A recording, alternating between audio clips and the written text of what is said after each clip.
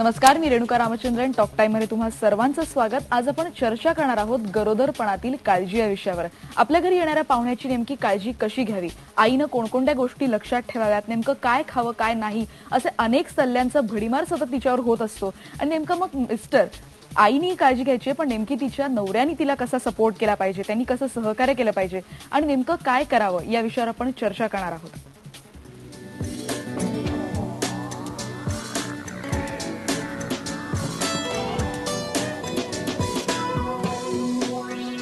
आणि या विषयावर आपल्याला बोलण्यासाठी आहेत स्त्रीरोग तज्ञ नीता कुलकर्णी. त्यांचं पण स्टुडिओत स्वागत करूया. आपण चर्चेला सुरुवात करूया. मॅडम, सर्वात पहिले जेव्हा अगदी गोड बातमी घरी पोहोचलेली आहे आणि लगेच त्या मुलीवर किंवा बाईवर इतक्या सल्ल्यांचा भडीमार होत असतो की आता असं कर, आता तसं कर, पण नेमकं मग तिची गोंधळलेली आई आहे, तिने नेमकं काय बेसिक गोष्टी लक्षात ठेवाव्यात? तर बेसिकली तिला कसं कळतं की प्रेग्नन्सी राहिली? फर्स्ट थिंग इज तिला पिरियड मिस होतो. पिरियड मिस झाल्यानंतर पहिली गोष्ट तिने करायची म्हणजे तिला गायनेकोलॉजिस्ट कडे जायला पाहिजे किंवा ऑब्स्टेटिशियन कडे जायला पाहिजे. आणि गेल्यानंतर त्या बऱ्याचदा युरिन टेस्ट करतात किंवा सोनोग्राफी करतात. सोनोग्राफी युजली प्रत्येक गायनेकोलॉजिस्ट कडे असतं आणि बघितलं जातं की प्रेग्नन्सी आहे, कारण प्रेग्नन्सी कन्फर्म करणं हे सगळ्यात महत्वाचं आहे. अदरवाईज नुसतंच पिरियड पुढे गेला आणि प्रेग्नन्सी नसेल तरी सुद्धा लोकांची गैरसमजूत होऊ शकते की पिरियड मिस झालाय आणि प्रेग्नन्सी नसेल सुद्धा, असं होऊ शकतं. आणि जेव्हा एखाद्या आपण आता स्वागतासाठी तयार होता, प्लॅन केलेला आहे, मग जर प्लॅन केलेला असेल तर मग कोणकोणत्या टेस्ट कराव्यात किंवा काय काय, म्हणजे मानसिक तयारी खूप महत्वाची आहे. सगळ्यात महत्वाची म्हणजे मानसिक तयारी. ती मुलगी अगदी त्याच्यासाठी रेडी पाहिजे, शी बी लुकिंग फॉरवर्ड की आता हो मला आई व्हायचंय म्हणून. आणि त्यासाठी पूर्ण नवरा, तिची फॅमिली आणि सगळ्यांचाच म्हणजे सहभाग महत्वाचा असतो. दुसरं म्हणजे एक महत्वाची गोष्ट म्हणजे तिने रुबेला व्हॅक्सिन घेतलंय की नाही हे सगळ्यात महत्वाचं.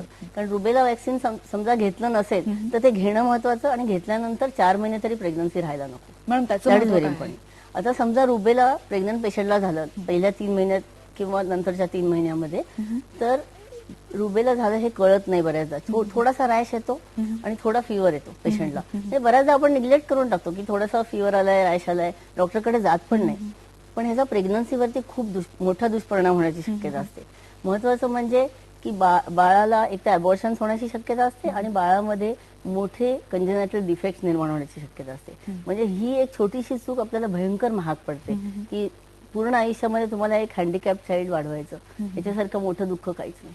बरोबर. पण रुबेला व्हॅक्सिन बरोबर अशी आपण ऐकतो की फॉलिक ऍसिडचं खूप महत्वाची भूमिका असते, त्याच्याविषयी सांगा. फॉलिक ऍसिड ऍक्च्युली माझा मित्र तर एक म्हणतो की लग्नाला कुठल्याही गेलात ना तर प्रेझेंट म्हणून तुम्ही फॉलिक ऍसिडच द्या प्रत्येक गायनेकोलॉजिस्ट.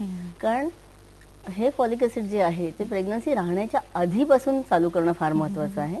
कारण बाळाला जे होणारे न्यूरल ट्यूब डिफेक्ट्स आहेत त्याचं प्रमाण फार कमी होतं फॉलिक ऍसिड घेतल्यानंतर. म्हणजे प्रेग्नन्सी राहायच्या आधी 1 महिना तरी मुलीने फॉलिक ऍसिड घेणं फार महत्वाचं आहे. बरोबर मॅडम. आणि एक नवीन जीव जन्माला येतोय, एक नवनिर्मिती आहे, मग त्याच्या दृष्टीने आपण म्हणतोय की तिने आपलं शरीर तर तिला खूप मजबूत करायचं आहे. मग कोणकोणते विटॅमिन्स, मग खूप गोष्टी हे खा ते खा, नेमक्या कोणते विटॅमिन्स तिने घ्यायला पाहिजेत? बेसिकली फॉलिक ऍसिड सगळ्यात महत्वाचं आहे आणि फॉलिक ऍसिड बरोबर विटॅमिन B12 पण महत्वाचं आहे. कारण भारतामध्ये आपण युजली व्हेजिटेरियन लोक असतो, अॅनिमल प्रॉडक्ट्स आपण जास्त खात नाही, तर त्यामुळे विटॅमिन B12 डेफिशियन्सी होण्याची शक्यता असते. मग फॉलिक ऍसिड आणि विटॅमिन B12 आणि पेशंटला अॅनिमिया नाही ना किंवा दुसरं काही इन्फेक्शन नाही ना, हे सगळं म्हणजे ह्याची काळजी घेणे महत्वाचं आहे. पेशंटला डायबिटीस आहे का किंवा त्या मुलीला डायबिटीस आहे का किंवा दुसरा कुठला आजार आहे का ज्याचा प्रेग्नन्सीवरती पुढे परिणाम होईल, ह्या सगळ्या टेस्ट करणं खूप महत्वाचं आहे. आणि बेसिकली सगळ्यात महत्वाची टेस्ट म्हणजे लग्नाच्या वेळेला HIV करणं, दोन्ही पार्टनर्स, हे फार महत्वाचं आहे. बरोबर. हे केलं जात नाही, बाकी सगळा खर्च केला जातो पण HIV टेस्ट मात्र केली जात नाही. आपण ही चर्चा आणि महत्वाच्या मुद्द्यांवर चर्चा अशी सुरू ठेवणार आहोत. आता राम बेले प्रश्न विचारतायत वाशिमहून. विचारा प्रश्न. Hello madam. हा विचारा. नेमक्या काळजी कशी कोणत्या माणूस घ्यायची म्हणून प्रेग्नन्सी मध्ये? तुमचा प्रश्न पुन्हा एकदा विचारा. प्रेग्नन्सी मध्ये जेव्हा चालू होते तेव्हा कुठल्या माणूस चालू करायची, म्हणजे नेमकी काळजी काय घ्यायची? प्रेग्नन्सीची काळजी ऍक्च्युली आधीपासूनच प्लॅन करायची प्रेग्नन्सी आणि आधीपासून गोळ्या वगैरे चालू करायच्या फॉलिक ऍसिडच्या जे आपण म्हटलं त्या. आणखीन प्रेग्नन्सी पिरियड मिस झाल्यानंतर लगेच डॉक्टरांकडे जाऊन निदान करणं महत्वाचं आहे की प्रेग्नन्सी व्यवस्थित जागेवरती आहे का. कधी कधी युट्रसच्या बाहेर पण प्रेग्नन्सी राहण्याची शक्यता असते आणि it's a major problem for the girl. त्यामुळे diagnosis of pregnancy is very important आणि तेव्हापासूनच औषधं वगैरे स्टार्ट करणं खूप महत्वाचं आहे. बरं, आपल्याला युवराज हंगेकर प्रश्न विचारतात अहमदनगरहून. विचारा. नमस्कार मॅडम. मला असं विचारायचं, माझ्या मिसेसचं आहे ना पहिलं फिटचं एक चालू होतं मॅडम गोळ्या. तर पहिलं अपत्य जे झालेलं आहे मॅडम, त्याचं वजन वगैरे कमी होतं. ह्या गोळ्यांनी काही प्रॉब्लेम येतो का? आता सध्या बी प्रेग्नेंट आहे ती, तर मग पुढे आता मॅडम त्या जर गोळ्या चालू कसल्या ठेवल्या गोळ्या सुरू होत्या म्हणालात आपण? फिटवर आहे मॅडम, इन्कोरेट क्रोनो असे गोळ्या आहेत. बर बर मॅम. तर एपिलेप्सीवरची ज्या गोळ्या आहेत ना, त्याचा बऱ्याचदा बाळावरती परिणाम होतो. तर ही जी एपिलेप्सी ट्रीट करायची आहे, त्यासाठी गायनेकोलॉजिस्ट आणि फिजिशियन या दोघांच्या दोघांचाही त्याच्यामध्ये समभाग होणं फार महत्वाचं आहे. आणि दोघांच्याही कन्सल्टेशननी ही ट्रीटमेंट चालू ठेवायची. आणि बऱ्याचशा अँटी एपिलेप्टिक ड्रग्सनी काय होतं की बाळाच्या वाढीमध्ये प्रॉब्लेम येऊ शकतो. पण आपल्याला एक ऑप्टिमम डोस त्यांना द्यावा लागतो की फिट पण आली नाही पाहिजे आणि प्रेग्नन्सीवरती कमीत कमी परिणाम व्हायला पाहिजे. तर ते फिजिशियन आणि गायनेकोलॉजिस्ट दोन्ही मिळूनच ती ट्रीटमेंट पुढे चालू ठेवू बरोबर शकतात. मॅडम, आता तुम्ही एकदम महत्वाचा मुद्दा म्हणाला की डॉक्टर आणि पुन्हा एकदा स्पेशलाइज गायनाकोलॉजिस्ट या दोन्ही बरोबर एक पेशंटचा जो सपोर्ट आणि एक रॅपो असणं महत्वाचं असतं. तो किती महत्वाची, म्हणजे एका मुलीसाठी एक फ्रीडम, तिला एक खूप छानपणे तिला आपले प्रॉब्लेम मांडता आले पाहिजेत, तर तो रॅपो नेमका कसा असावा या काळात? या काळामध्ये कसं असतं की ती मुलगी पण खूप घाबरलेली असते. बऱ्याचदा आजकाल 1 किंवा 2 प्रेग्नन्सीज होतात, तिला पण काही विशेष माहिती नसते. पण गायनेकोलॉजिस्ट हा एक घरचा मेंबर असल्यासारखं तिला बोलता आलं पाहिजे. गायनेकोलॉजिस्टनी सगळी माहिती तिला दिली पाहिजे. ऍक्च्युली नॉर्मल आपण तपासायला जातो ते वेगळं, पण इतर प्रोग्राम्स पण असतात बऱ्याचशा दवाखान्यांमध्ये की सगळ्या प्रेग्नंट बायकांना बोलवलं जातं, त्यांना डिलिव्हरीची माहिती दिली जाते, त्यांना प्रेग्नन्सी बद्दल सगळी माहिती दिली जाते, काय काय प्रॉब्लेम्स असू शकतात ही सगळी माहिती दिली जाते. हे फार महत्वाचं असतं. आणि त्या मुलीला अजिबात त्याच्यामध्ये हेजिटेशन नाही वाटलं पाहिजे की काहीही विचारायला की डिलिव्हरी कशी असते, लेबर अनालिसिया म्हणजे काय. She should be able to talk to the gynaecologist की अगदी फ्रीली, भीती नाही वाटली पाहिजे तिला त्याची. आणि कुठलाही अगदी किती वेड्यासारखा प्रश्न असो तरी सुद्धा तिला त्याच्याबद्दल त्यांच्याशी बोलता आलं पाहिजे. हे फार महत्वाचं आहे. बरोबर मॅडम, आता एक नवीन जी समस्या उद्भवलेली दिसते की ओबेसिटीमुळे बहुतेकदा सिस्टचा जो प्रॉब्लेम आहे, तर त्याचा तुमचं म्हणजे त्याच्याबद्दल तुमचं निरीक्षण काय सांगतं? आजकाल तर पॉलिसिस्टिक ओव्हरीज नावाचा जो प्रॉब्लेम आहे तो यंग गर्ल्समध्ये खूपच वाढीला लागलेला आहे. आणि बेसिकली याच्यामध्ये काय असतं की ओबेसिटी असते, हॉर्मोनल इम्बॅलन्स असतो म्हणजे इरेग्युलर पिरियड्स असतात, हर्सुटिझम असतं म्हणजे हेअर ग्रोथ जास्त असते, आणि ॲक्ने असतात म्हणजे चेहऱ्यावरती पिंपल्स जास्त येतात. तर अशा मुलींना इरेग्युलर पिरियड्स हा मेजर प्रॉब्लेम असतो. आणि ह्याच्यामध्ये काय होतं की ओव्ह्युलेशन होत नाही, अंडाशयातनं अंड बाहेर पडत नाही. आणि बऱ्याचदा या मुलींचं वजन कमी केल्यानंतर त्यांच्या सायकल्स रेग्युलर होतात मेनी अ टाइम. तर म्हणजे मेजर ट्रीटमेंट ही त्यांचं वजन कमी करणं आणि बाकीची मेडिकल ट्रीटमेंट असतेच. यांच्यामध्ये काय असतं की बेसिक प्रॉब्लेम इज त्यांचं इन्सुलिन रेजिस्टन्स असतो त्यांच्यामध्ये. इन्सुलिन रेजिस्टन्समध्ये त्याची ट्रीटमेंट करायला लागते, ती प्रेग्नन्सीमध्ये पण चालू ठेवायला लागते. पण खेळ खेळणं किंवा एक्सरसाइज करणं हे खूप महत्वाचं आहे. आणि आजकालच्या आपल्या लाईफस्टाईलमध्ये कसं की शाळा, अभ्यास आणि टीव्ही एवढंच मुली बऱ्याचदा करत असतात. म्हणजे basically the treatment start from adolescent age. हे खूप महत्वाचं आहे. मॅडम, पण काय काय वेळेला गैरसमज असतात की जेव्हा पोटात बाळ वाढतंय तेव्हा व्यायाम करू नकोस, असं करू नकोस, तसं करू नकोस.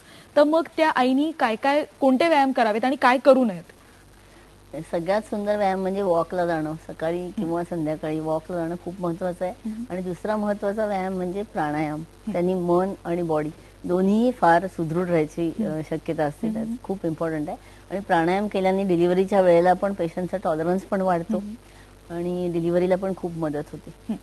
तर ते खूप महत्वाचं आहे. मॅडम, आपल्याला योगिता कसर प्रश्न विचारतात नागपूरहून. योगिता. हा डॉक्टर, मी योगिता बोलते. मला आता 9वा महिना सुरू आहे, सेकंड प्रेग्नन्सी आहे माझी. तर डॉक्टर मला म्हणतात की बाळाची ग्रोथ ठीक आहे, पण साईज बाळाचा ऍव्हरेज आहे किंवा साईज कमी आहे. म्हणजे आतापर्यंत कमी आहे म्हणत होते, पण आता म्हणतात की ऍव्हरेज आहे. म्हणजे याचं ऍक्च्युअल मिनिंग काय आणि मला आता काय काळजी घ्यावी लागेल, म्हणजे मला जर हेल्दी बेबी हवा आहे तर आता महत्वाची गोष्ट म्हणजे तुमचा साईज काय आहे, तुमच्या मिस्टरांचा साईज काय आहे, म्हणजे स्ट्रेचर कसं आहे ह्याच्यावरती पण बाळाचं स्ट्रेचर खूप अवलंबून असतं. म्हणजे जर का आई अगदी बारीक आणि छोटीशी असेल तर बाळ नॅचरली छोटं असणार आहे. आई एकदम हेल्दी असेल, हेफ्टी असेल तर बाळ पण थोडं मोठं असणार आहे. दुसरी गोष्ट म्हणजे ग्रोथ चांगली आहे. म्हणजे ग्रोथ चांगली आहे म्हणजे सोनोग्राफी प्रमाणे सगळ्या बाळाची जी वीक्स वाईज डेव्हलपमेंट आहे ती सगळी चांगली आहे. कधी कधी काय होतं की बाळाच्या भोवतालचं पाणी कमी होतं आणि ते पाणी कमी झालं की त्याच्यासाठी थोडे ड्रग्ज अवेलेबल आहे. त्याच्यानंतर बेड रेस्ट दिली जाते. ह्या सगळ्या गोष्टी खूप महत्वाच्या आहेत. आणि त्याच्यानंतर मग कधी कधी डिलिव्हरी लवकर करत असते, म्हणजे जर का बाळाची ग्रोथ आतमध्ये होतच नसेल तर कधी कधी इंडक्शन ऑफ लेबर किंवा लवकर डिलिव्हरी करायला लागते. तर ते डिपेंड्स की सोनोग्राफी काय आहे, त्याच्यानंतर कधी कधी डॉपलर स्टडी करायला लागतं. डॉपलर स्टडी म्हणजे बाळाचा ब्लड सप्लाय कसा आहे, की कशामुळे ग्रोथ मध्ये प्रॉब्लेम होतोय, प्लासेंटा कसा आहे, या सगळ्या गोष्टी बघणं फार महत्वाचं आहे. दुसरं म्हणजे बाकीच्या टेस्ट झाल्या आहेत की नाही, HIV टेस्ट झाली आहे की नाही, डायबिटीसच्या टेस्ट झाल्या आहेत की नाही, जॉन्डिस किंवा HbS-AG नावाची एक टेस्ट असते ती झाली आहे की नाही, बाकीचे काही आजार नाहीत ना, ह्या सगळ्या गोष्टी लक्षात घेणं फार महत्वाचं आहे. आपल्याला शरद भोसले प्रश्न विचारतात नाशिकहून. विचारा प्रश्न. हॅलो. हा शरद. मॅडम, माझा प्रश्न असा आहे की प्रेग्नन्सी राहिल्यापासून तर बाळ जन्माला येईपर्यंत आपण शरीर संबंध ठेवू शकतो का? जर का पेशंटला काही त्रास होत नसेल, की प्रेग्नंट लेडीला काही त्रास होत नसेल, तर मधल्या पिरियडमध्ये पहिल्या 3 महिन्यानंतर 7व्या महिन्यापर्यंत संबंध ठेवू शकता. जर का पेशंटला काही त्रास होत असेल नो प्रॉब्लेम. त्रास होत असेल तर मात्र शरीर संबंध टाळावा. पहिल्या 3 महिन्यामध्ये युजली काही अबॉर्शन वगैरे झालं असेल पूर्वी तर शरीर संबंध टाळावा. आणि शेवटच्या 3 महिन्यामध्ये म्हणजे प्रेग्नन्सी ऍडव्हान्स असते, त्यावेळेला पेशंटला बऱ्याचदा त्रास होण्याची शक्यता असते किंवा इन्फेक्शन वगैरे काही व्हायची शक्यता असते, त्यामुळे टाळावा. पण मधल्या 3-4 महिन्यामध्ये तुम्ही शरीर संबंध ठेवू शकता. बरं, आपल्याला रत्ना जोशी प्रश्न विचारतायत रत्नागिरीहून. विचारा. रत्ना, तुमचा प्रश्न सलग पूर्ण करा आणि प्रश्न विचारताना तुमच्या टीव्ही सेटचा आवाज पूर्णपणे बंद ठेवा. हॅलो, मी रत्ना जोशी बोलते रत्नागिरीहून. मला मॅडमना हा प्रश्न विचारायचा की फर्स्ट ट्रायमेस्टर प्रेग्नन्सी मध्ये नेहमी फॉलिक ऍसिड बरोबर ASA नावाची गोळी म्हणजे सोल्युबल ऍस्पिरिन दिलं जातं, तर हे देणं हे प्रत्येक फर्स्ट ट्रायमेस्टर प्रेग्नन्सी मध्ये द्यायला पाहिजे का, म्हणजे पहिल्यांदा बाई गरोदर असते तेव्हा? आणि सेकंड मला हा विचारायचा आहे दुसरा प्रश्न की फर्स्ट म्हणजे समजा जेव्हा ट्विन प्रेग्नन्सी असते तर ट्विन प्रेग्नन्सी मध्ये प्रत्येक वेळा ऑस टाइटनिंग करायची गरज आहे का? कारण समजा ऑसचा लेंथ लांब असेल, if the cervix length is about 3 centimeters, every time is it necessary to do a os tightening? I just want to ask this to madam. Okay. हां, बरोबर.